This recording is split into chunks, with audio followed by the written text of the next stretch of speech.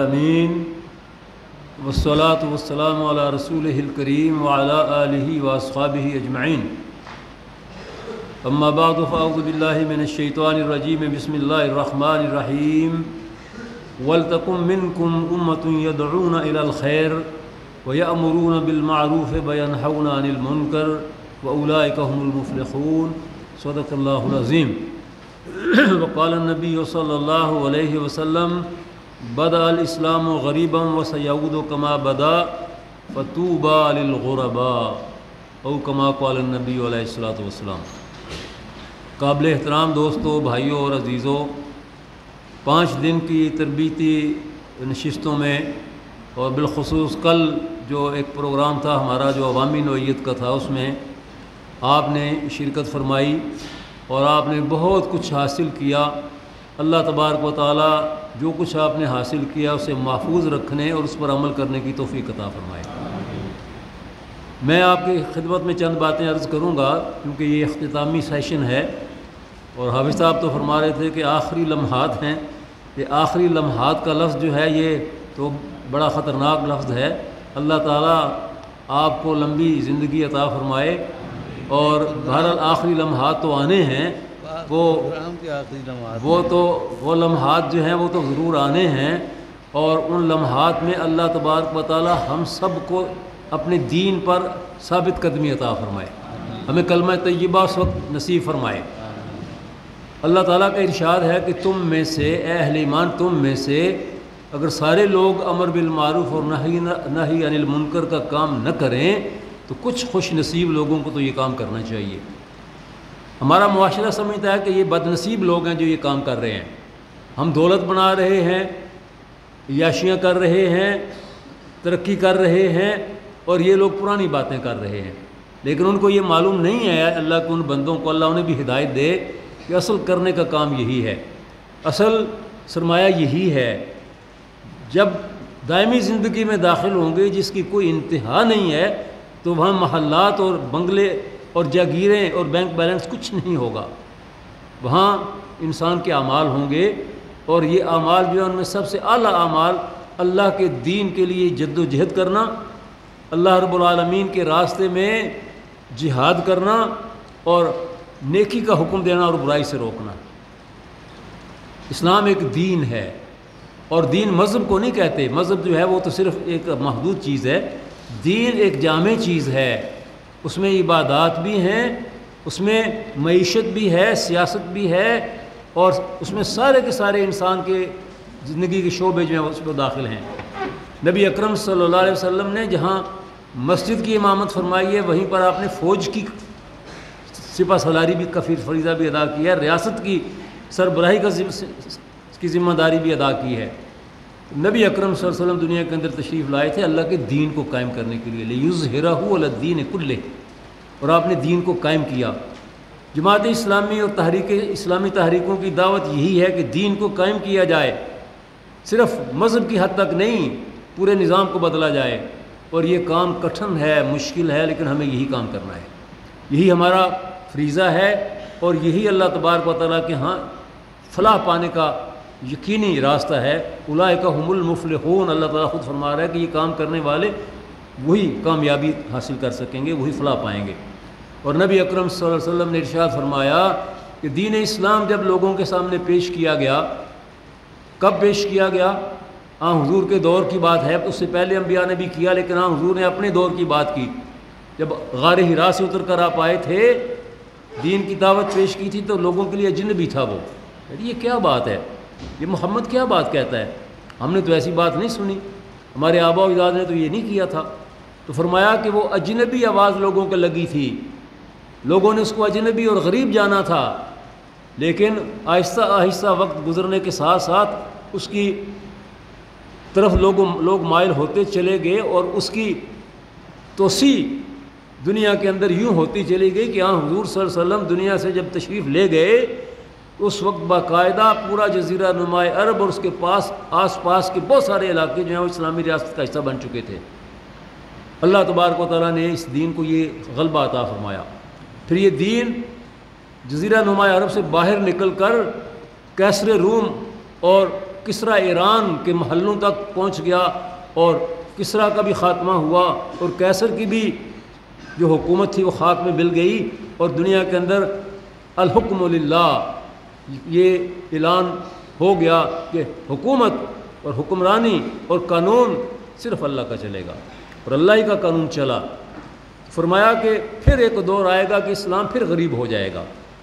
آج اسلام غریب ہے باوجود اس کے کہ 2 ارب کے لگ بھگ مسلمان دنیا کے اندر موجود ہیں۔ 2 ارب تھوڑی تعداد نہیں ہے، ریگستان کے ذروں کے برابر یہ تعداد آپ سمجھ سکتے ہیں، لیکن آج اسلام اور مسلمان غریب ہیں۔ غریب سے کیا مراد ہے؟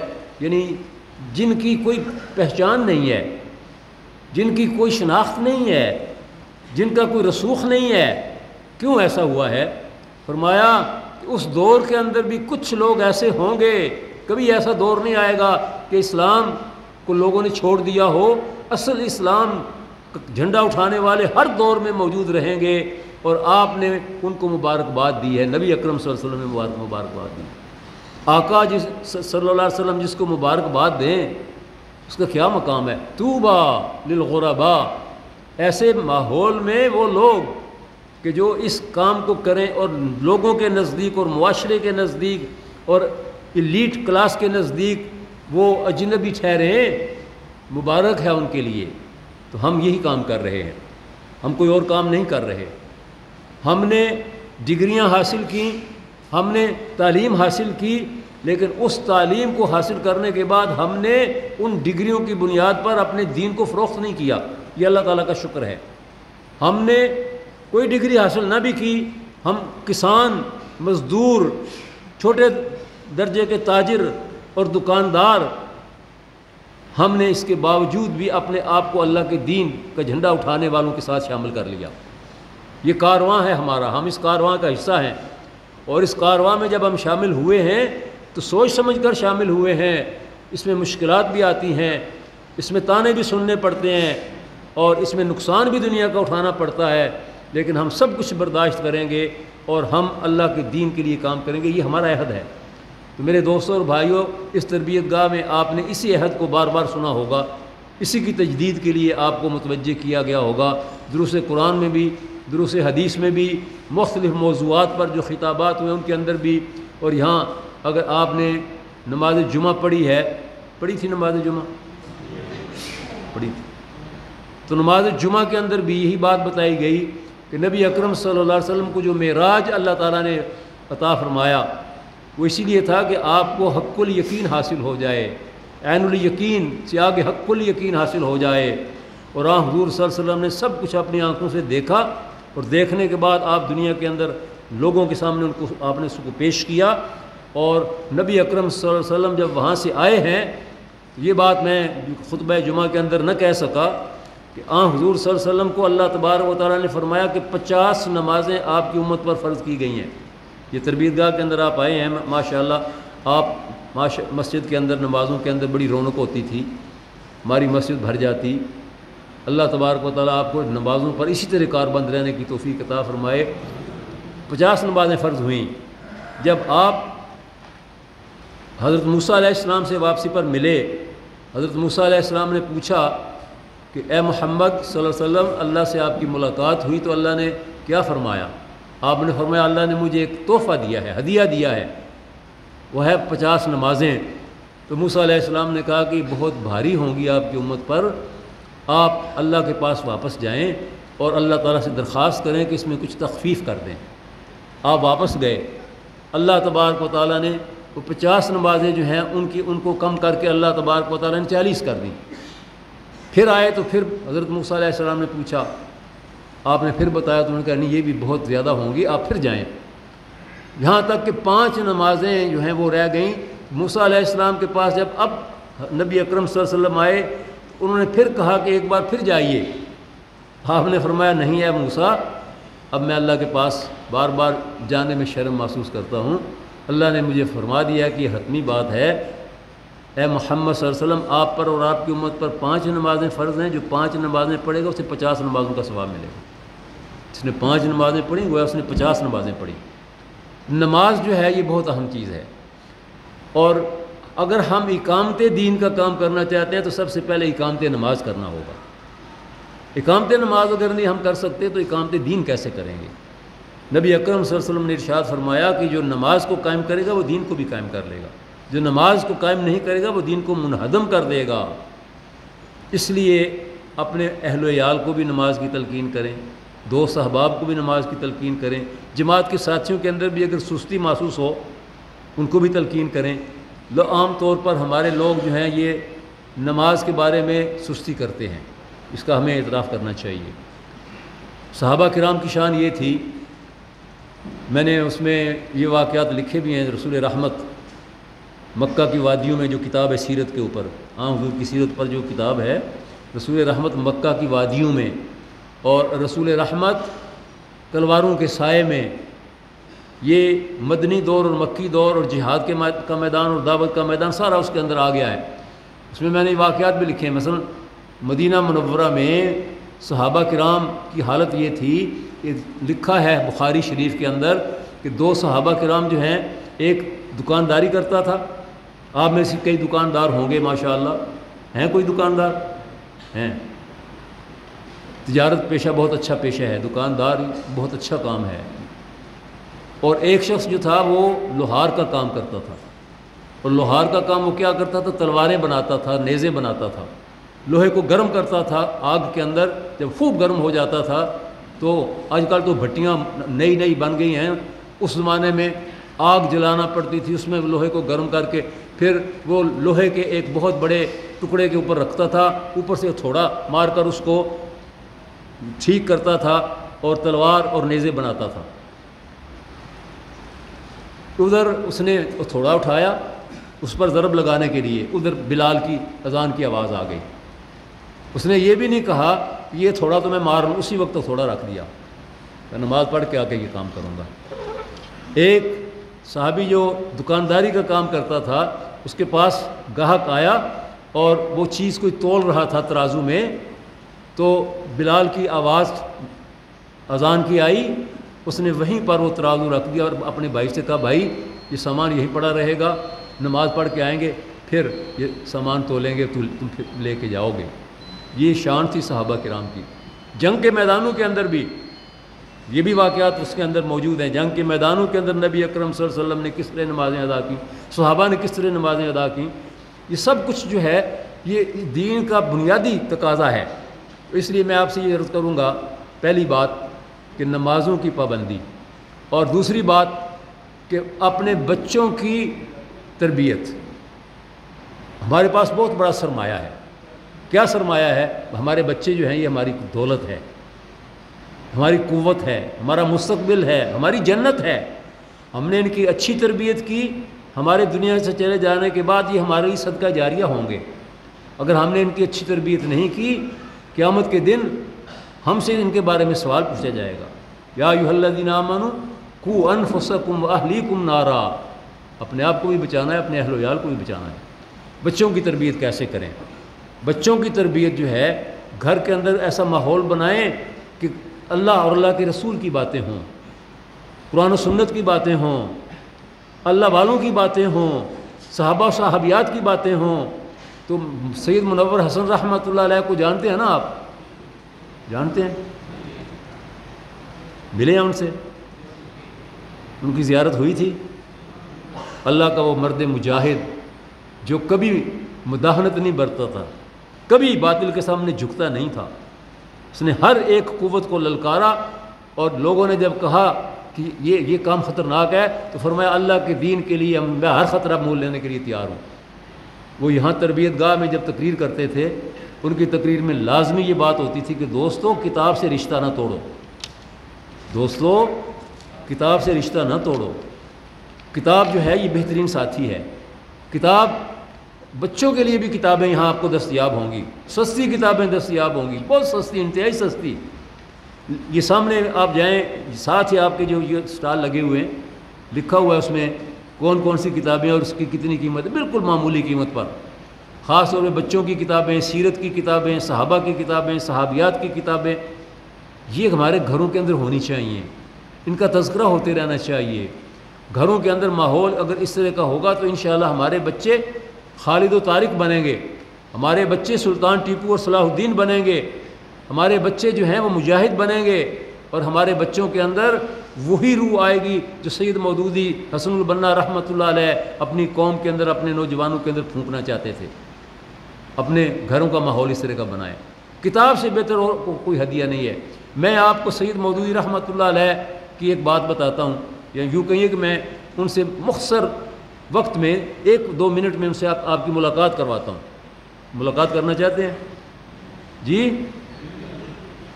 آپ میں سے کچھ لوگوں نے، شاید چند لوگوں نے سید مودودی رحمۃ اللہ علیہ کو دیکھا ہوگا، باقی لوگوں نے نہیں دیکھا، آپ چھوٹی عمر کے ہیں۔ سید مودودی رحمۃ اللہ علیہ نے مجھے تعلیم سے فارغ ہونے کے بعد حکم دیا کہ تم کینیا میں جا کر، ہمارا ایک ادارہ ہے اسلامک فاؤنڈیشن، اس میں کام کرو، ہمیں وہاں ضرورت ہے۔ میں انگلینڈ جا رہا تھا پی ایچ ڈی کرنے کے لیے۔ سید مودودی رحمۃ اللہ علیہ نے فرمایا کہ نہیں، وہاں جاؤ، وہاں 1 سال کے لیے چلے جاؤ۔ 1 سال جو ہے یہ 12 سالوں پر پھر محیط ہو گیا۔ میں جب وہاں سے واپس آتا تھا تو سید مودودی رحمۃ اللہ علیہ کی خدمت میں حاضر ہو کر پوری رپورٹ دیتا تھا۔ خط و کتابوں سے بھی رپورٹ ہوتی تھی، لیکن زبانی رپورٹ آ کر میں پیش کرتا تھا۔ مولانا محمد سلطان صاحب جو تربیت گاہ کے ذمہ دار ہوتے تھے، وہ مولانا مودودی کی زندگی میں ان کے معاون تھے۔ وہ فرماتے تھے کہ کوئی اور آئے تو مولانا تھوڑی دیر کے لیے ملاقات کرتے ہیں، ان دنوں ان کی صحت جو ہے وہ اجازت نہیں دیتی، تم آتے ہو تو مولانا 1-1.5 گھنٹہ جو ہے وہ آپ سے بات کرتے رہتے ہیں، آپ اٹھنا چاہتے ہیں تو مولانا کہتے ہیں نہیں بیٹھ جاؤ۔ مولانا رحمۃ اللہ علیہ سے میں نے پوچھا مولانا صحت کیسی ہے؟ فرمایا کہ صحت تو بالکل اب جواب دے گئی ہے، میرے اعضاء جو ہیں سارے کے سارے جو ہیں وہ اب مجھ سے انتقام لے رہے ہیں۔ میں نے ان کو ساری زندگی جو ہے تھکائے رکھا، ان کو آرام بھی نہیں کرنے دیا، دن کو بھی اور رات کو بھی، اب یہ مجھ سے انتقام لے رہے ہیں۔ یہ مزاحیہ انداز میں مولانا نے فرمایا۔ پھر فرمایا کہ میرے معالج جو ہیں وہ کہتے ہیں کہ کتاب کو ہاتھ نہ لگاؤ، کتاب پر نظر بھی نہ ڈالو، بالکل اب کتاب کو چھوڑ دو۔ تو مسکرا کر فرمانے لگے ان کو کیا معلوم ہے کہ مجھے کتاب سے کتنا عشق ہے اور کتاب کے اندر میری کس طرح سے دلچسپی ہے، اور میں اگر میرا بس چلے تو میں تو یہ کہوں کہ میری قبر میں جب بنے تو میری قبر میں اینٹوں کی جگہ کتابیں چن دینا۔ یہ ایک استعارہ کی بات، یعنی ایک مثال کے طور پر انہوں نے یہ بات کہی، کتاب سے کیا عشق ہے، کتنا عشق ہے۔ تو ہمارے لوگ جو ہیں آج کتاب کو بھول گئے ہیں۔ یہ ٹھیک ہے کہ آج دیگر ذرائع بھی موجود ہیں، ان ذرائع سے بھی بہت لوگ علم حاصل کرتے ہیں، لیکن وہ علم پختہ علم نہیں ہے، اس میں بہت رطب و یابس ڈال دیا جاتا ہے، حتیٰ کہ غلط احادیث کوٹ کر دی جاتی ہیں، حتیٰ کہ ایسے واقعات وہاں اسلام کے واقعات بنا کر پیش کی جائیں جن کا اسلام سے تعلق ہی کوئی نہیں ہے۔ تو اس لیے کتابیں جو ہیں یہ مستند چیزیں ہیں، آپ کے پاس مستند لوگوں کی کتابیں، مستند لوگوں کی کتابیں، ان کتابوں کی طرف رجوع کرنا چاہیے، ان کتابوں کے ساتھ اپنے گھروں کے ماحول کو منور کرنا چاہیے۔ تو میں نے آپ سے یہ 2 باتیں کہی ہیں، ایک نماز اور دوسرا بچوں کی تربیت اور اس کے لیے کیا طریقہ ہو، اور تیسری بات یہ جو آخری بات میں عرض کروں گا وہ یہ کہ اپنے حصے کا کام، اپنے حصے کی شمع جلانی ہے، اور وہ کیسے جلانی ہے، یہ دعوت دوسرے لوگوں تک پہنچانی ہے، گونگا بن کر نہیں رہنا۔ جماعت اسلامی کے ایسے کارکنان ہماری نظروں میں ہیں، اور ان پر ہم نے لکھا بھی ہے، عزیمت کے راہی کے جو سلسلے ہیں کتابوں کے، عزیمت کے راہی، اس میں آج کے دور کے لوگوں کا حال لکھے کہ جو زیادہ پڑھے لکھے نہیں تھے لیکن وہ دعوت کا کام ایسے کرتے تھے، کسی بڑے سے بڑے پی ایچ ڈی کے سامنے بھی وہ بیٹھ گئے، اس کے سامنے اپنی دعوت پیش کی، اس کو متاثر کیا۔ گونگا بن جائے جو آدمی، وہ کتنا علم اس کے پاس ہو، وہ کسی فائدہ کے نہیں ہے۔ گونگا نہ بنیں، اپنی بات کریں، دوسروں کے ساتھ محبت کے ساتھ ملیں۔ دائی کا کام ہی یہ ہے کہ وہ ہر ایک سے بات کرتا ہے، شیرینی کے ساتھ بات کرتا ہے، میٹھے انداز میں بات کرتا ہے، دلوں کے اندر اترنے والی بات کرتا ہے۔ تو بھائی یہ 3 چیزیں بس میں آپ کو آخری اس نشست کے اندر یہ کہتا ہوں، اگر آپ کو یاد رہے تو ان 3 چیزوں کو اپنے ساتھ رکھنا۔ کون کون سی چیزیں؟ پہلی چیز نماز، اور دوسری چیز بچوں کی تربیت اور گھر کا ماحول، اور تیسری بات دعوت کا کام۔ بس میں 3 ہی باتیں کرتا ہوں آپ کے سامنے۔ چوتھی بات، اگرچہ باتیں بہت ہیں، میں چوتھی بات نہیں کرتا، بالکل نہیں کرتا آپ سے، یہ 3 باتیں کرتا ہوں۔ میں اللہ تعالیٰ سے دعا گو ہوں، اللہ تبارک و تعالیٰ مجھے بھی اور آپ سب لوگوں کو بھی اس پر عمل کرنے کی توفیق عطا فرمائے۔ میں دعا گو ہوں کہ اللہ تبارک و تعالیٰ آپ کو دنیا اور آخرت کی ہر بھلائی عطا فرمائے۔ میں دعا گو ہوں کہ یہاں جو لمحات آپ نے گزارے ہیں ایک ایک لمحہ اللہ تبارک و تعالیٰ کے ہاں آپ کے لیے درجات کی بلندی کا ذریعہ بنے۔ وآخر دعوانا الحمد للہ رب العالمین۔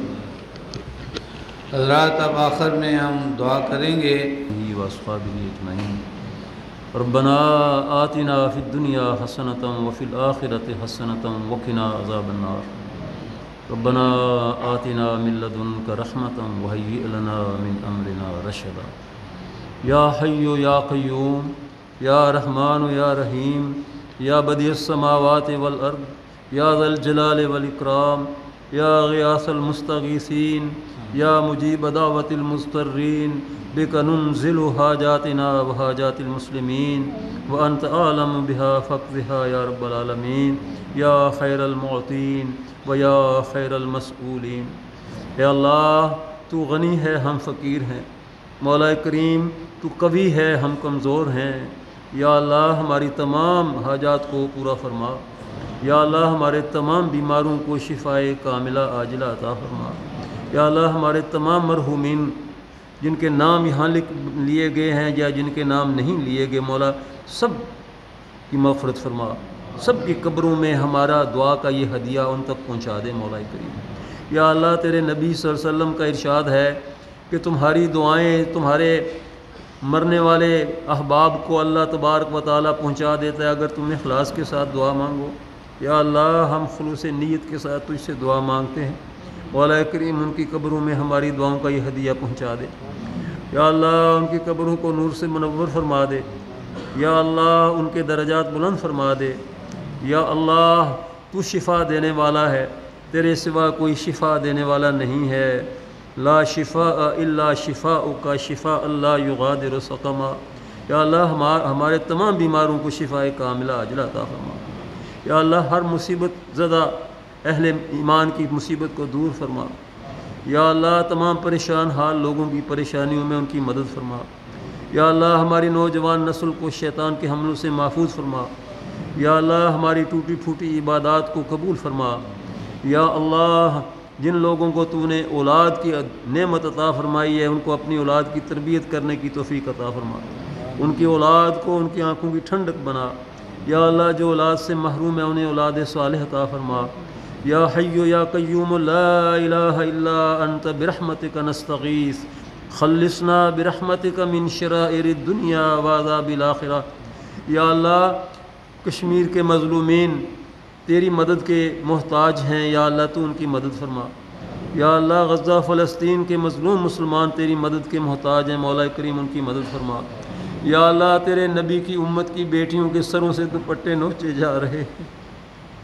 یا اللہ کشمیر میں دختران اسلام کی عزت لوٹی جاتی ہے، مولا کریم کوئی محمد بن قاسم، کوئی محمود غزنوی، کوئی طارق بن زیاد، کوئی صلاح الدین ایوبی، اس قوم کو عطا فرما۔ یا اللہ غزہ فلسطین کی تیرے نبی کی امت کی بیٹیوں کی عزتیں لوٹی جاتی ہیں، یا اللہ ان کے پھول جیسے بچے مسل دیے جاتے ہیں۔ یا اللہ عالم اسلام سارے کا سارا بے حسی اور بے غیرتی کی چادر اوڑھے ہوئے ہے، کوئی حکمران غیرت کے ساتھ ان کو للکارنے والا، ان ظالموں کو للکارنے والا نہیں ہے۔ یا اللہ تو ان اپنے نبی کی ان بیٹیوں کو یا اللہ ظالموں کے چنگل سے حفاظت عطا فرما۔ یا اللہ ہم تو کمزور اور غریب اور مسکین ہیں، مولا کریم تو غنی اور مالک الملک ہے، قادر مطلق ہے، مولا کریم مدد فرما۔ یا اللہ مدد فرما۔ یا اللہ یہ ملک جو تیرے دین کے نام پر وجود میں آیا تھا، یا اللہ یہاں دین سے بیزار لوگ ہمیشہ قابض رہے، مولا کریم اس ملک کو اس کی منزل سے ہمکنار فرما۔ یا اللہ اسلامی نظام کی برکات عطا فرما۔ یا اللہ اسلامی نظام کی برکات عطا فرما۔ یا اللہ امت مسلمہ کو اتحاد عطا فرما۔ یا اللہ ہمارے نوجوانوں کو جماعت اسلامی کے یوتھ ونگ کو یا اللہ اسلام کے علم کو اٹھا کر اسلامی اخلاق اور کردار کو اپنے ساتھ لے کر کے نوجوانوں کی زندگیوں کو بدلنے کی توفیق عطا فرما۔ یا اللہ جو اس قافلے کے سربراہ، اس کے بانی سید ابو الاعلیٰ مودودی رحمۃ اللہ علیہ نے چراغ جلائے تھے، یا اللہ انہی چراغوں کی روشنی کو عام فرما دے۔ میاں طفیل محمد نے اپنی جوانی کا خون جن میں ڈالا تھا، یا اللہ ان چراغوں کو روشن فرما۔ قاضی حسین احمد نے دن رات جن کے لیے ایک کر دیا تھا، یا اللہ یہ شمع روشن فرما۔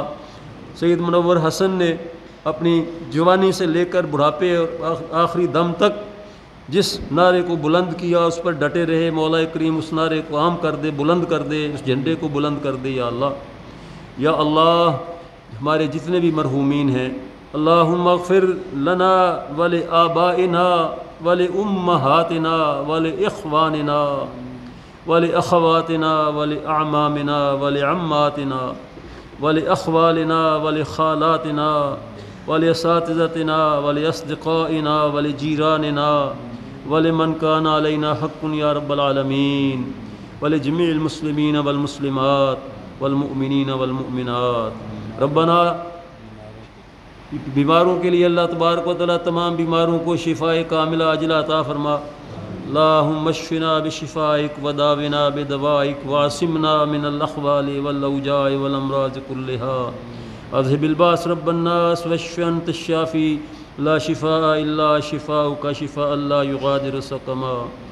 ربنا تقبل منا انك انت السمیع العلیم، وصلی اللہ علی النبی الکریم وعلی آلہ واصحابہ اجمعین برحمتک یا ارحم الراحمین۔